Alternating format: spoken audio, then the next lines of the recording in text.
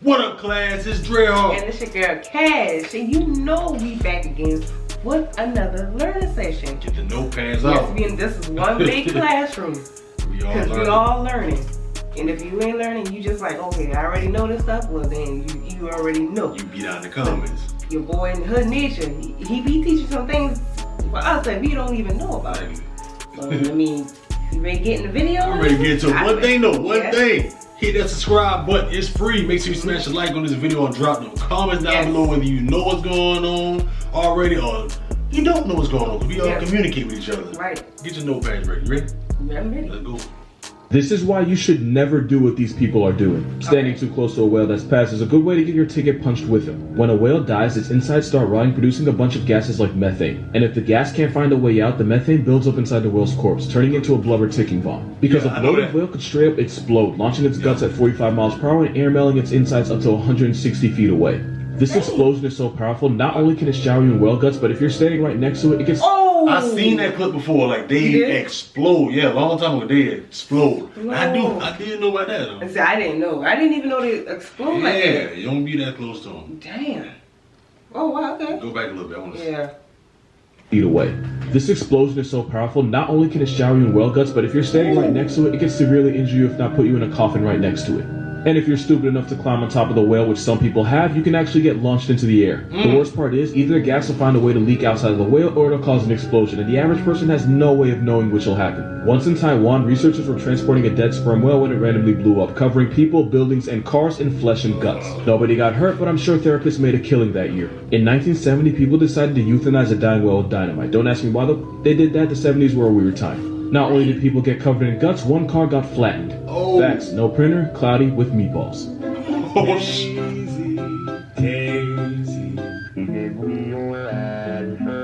What is that? The mouth. This is the first time I can say this about something in the ocean, but what? I thought it was something else. I thought it was like an object or something. Thrown in the mouth. That's the mouth.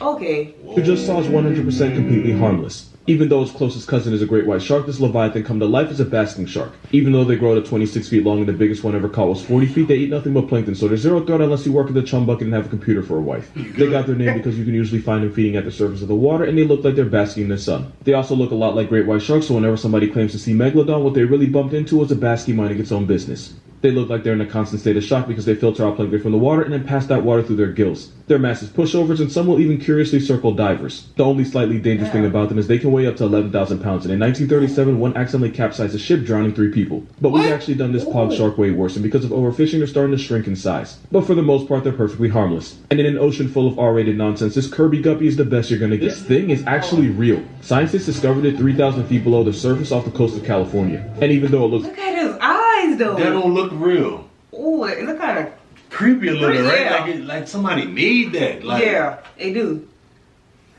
Damn.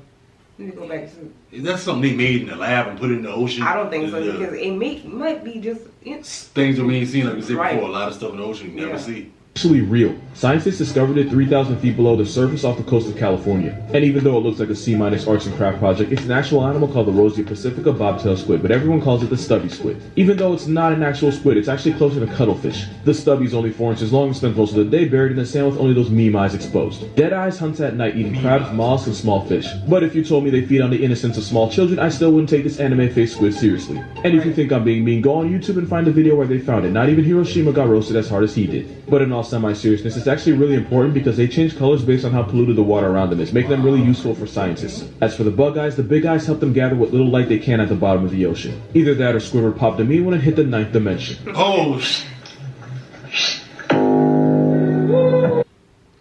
That is a tamando. It's a type of anteater found throughout South America as well as Trinidad. Shout out to Trinidad. Now the T posing.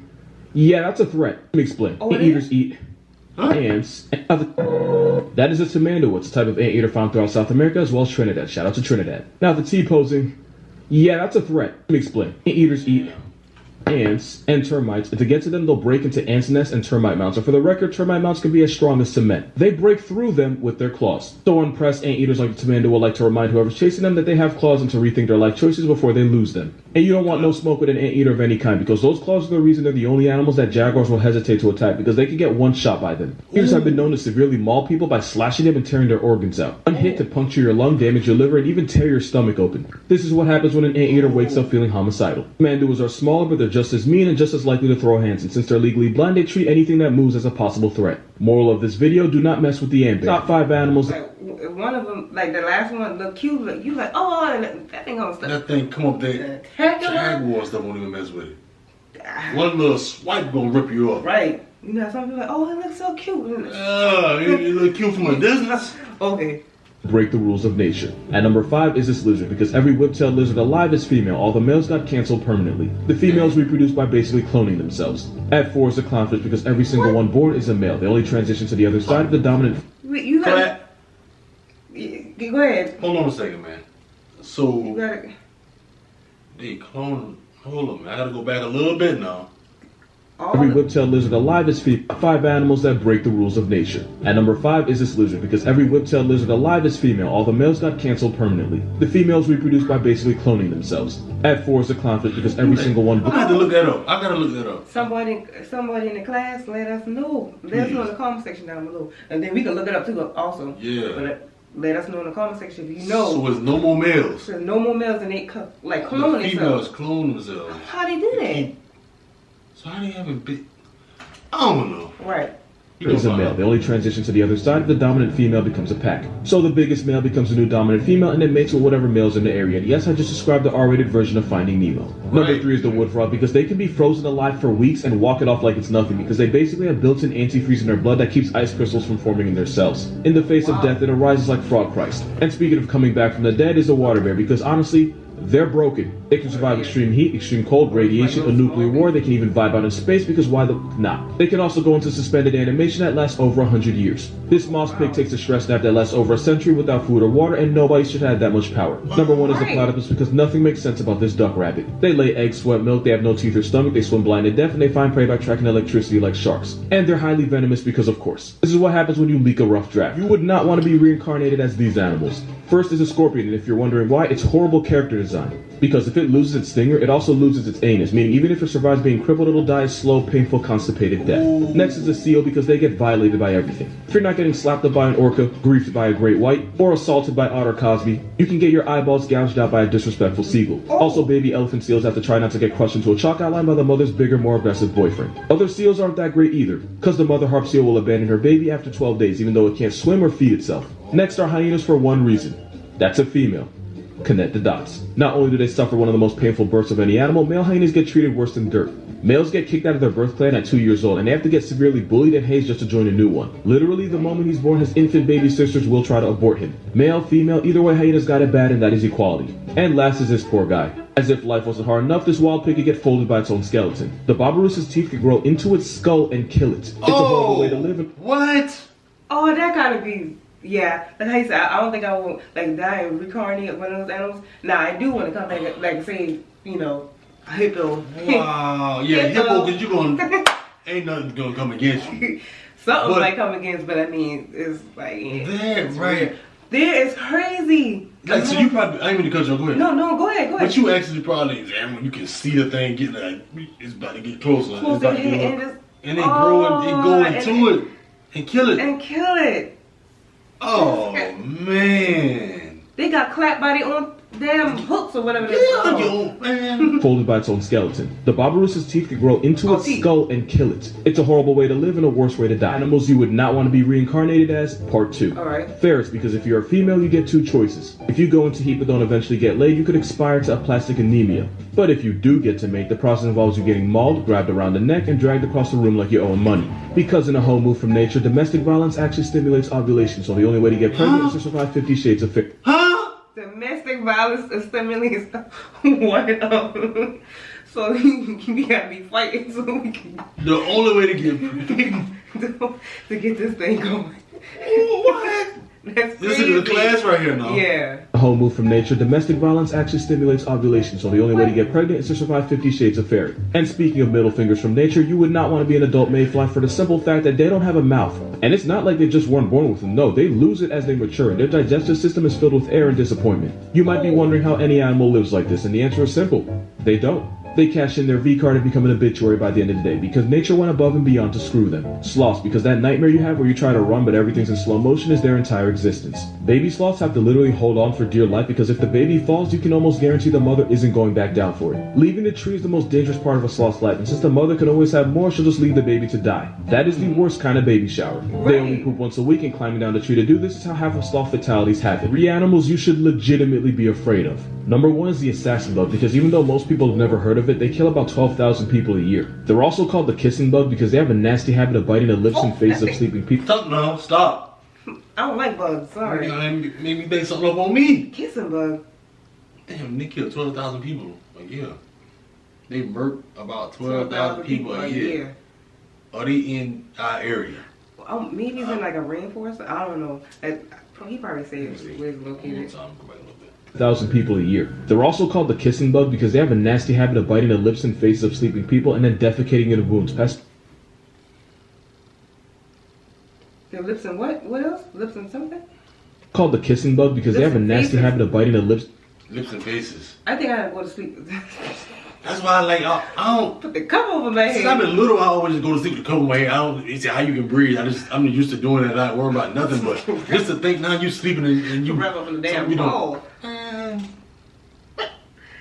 Faces of sleeping people and then defecating into wounds, passing on a parasite that can cause Chagas disease. This parasite can cause headaches, fever, and swelling, and 45% of people with chronic symptoms develop heart disease, which can lead to heart failure. You can also suffer digestive complications and nerve damage, and it's believed 6 million people carry it right now. Number 2 are snails, because they're responsible for well over 200,000 obituaries a year thanks to a nasty parasite of their own. Freshwater snails carry a parasitic worm that can cause schistosomiasis. Symptoms include excruciating abdominal pain, bloody urine and stool, and even kidney failure and liver damage. These parasites allegedly live rent-free in about 240 million people, and a lot of them have no idea. Number 3 are worms, because an estimated 3.5 billion people carry parasitic worms, and a lot of them will never know. One of the worst ones are filarial worms, because they can cause fluid to build up, resulting in a disease where your leg becomes the same size as an elephant's, and it's called elephantiasis. It can also affect another body part, and you do not want to Google. Other alligators care about their babies so much that they actually talk to them while they're still in the eggs. Mama gator will build a nest. Alligators care about their babies so much that they actually talk to them while they're still in the eggs. Mama gator will build a nest, bury the eggs, and then guard them with her life for about 2 months, and she'll even go without eating for weeks just so she doesn't have to leave them alone. When the baby alligators are ready to hatch, they'll cry out to the mother while inside the egg, and the mother will immediately dig them out. The babies will even start chirping from inside the egg just so the siblings can synchronize and make sure they all hatch at the same time. And if one of the babies has trouble hatching, it'll cry out to its mother while inside the egg, and the mother alligator will gently use her teeth to crack the egg to make it easier. After the babies are born, she'll look after them for about 3 years, and she'll carry them in her mouth to and from the water. And when they get bigger, they'll just ride on top of her. If you didn't like alligators before, you're welcome. In the last 33,000 years, dogs evolved a specific set of muscles that lets them raise their eyebrows, and their eyes themselves have become more expressive and infant-like. Wolves don't have this, so there's a good chance they evolved this as a trick to manipulate humans. And it works. If a dog has had an emotionally negative experience or an overall stressful day, research shows that they will stay up at night thinking about what went wrong. Research also says that there's a positive correlation between oxytocin and cortisol levels in dogs and dog owners, which is basically a fancy sciencey way of saying your dog is as happy and as stressed as you are because you transfer energy. If you can't sleep at night because you've had a bad day, go check on your dog because there's a good chance he might be up too. After 9/11, the rescue dogs were becoming depressed since all they were recovering were dead corpses. The human caretakers would purposely bury themselves in the rubble just so the dogs could find an actual living body and feel like they got a W. Male puppies will go out of their way to let female puppies win in place, since they know females will get discouraged if they keep losing, so the stronger males will purposely nerf themselves in place since they know doing so means the games will last longer. You love to see it. So I said that the devil will go ice skating before I ruin elephants. And apparently there's an ice rink in hell, so now I have to do it.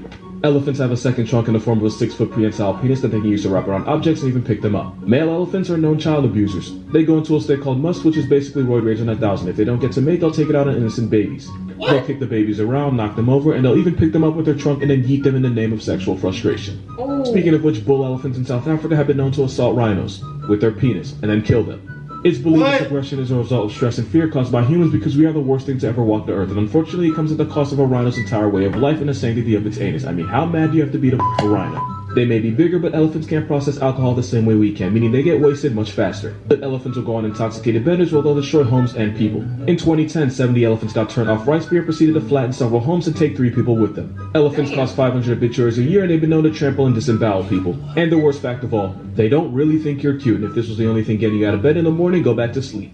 Oh shoot. What? Class. That is crazy how they say the elephant clapped the rhino behind. You getting in with a rhino. Right, and then you clapping them because you're killing them because I guess because they're bigger than, I don't know. That's crazy. My thing, boy, they sexually frustrated now, Class. Oh, they take the babies and They take it on the babies. I don't know. So that's gonna make the female elephant, oh, I'm gonna give you some knowledge. Right. You hurt the baby. That's crazy. Wow. We learned a lot today, especially about the kissing bug. Wow, the kissing bug gonna have you. Watch when y'all go to sleep tonight. Did he ever mention that where is it located? So I guess that's something else that we have to look up. If he did mention it, let us know in the comment section down below. If you missed that, that's when you go to sleep tonight. Yeah. So just wrap that down. Blanket over there. But what if you wrap up in the blanket and then the kissing bug get up under there? He just biting you all over because he can't get Yeah, out. face. It's like, oh my god, I don't even want to think about it. But, Hey, yeah. class is not over. Yes. This was these people are making a big mistake, which you seen that about the whale thing. How it exploded. Yeah, It's crazy. exploded. But y'all get down in the comment section, drop them comments. We will be down there too with y'all, communicating and comparing notes as we all do. Make sure you smash a like on the video too. But if y'all ain't know already, man, I go by the name DreadHawk. And I go by the name Cat. We gonna catch y'all on the next one. Catch y'all next one.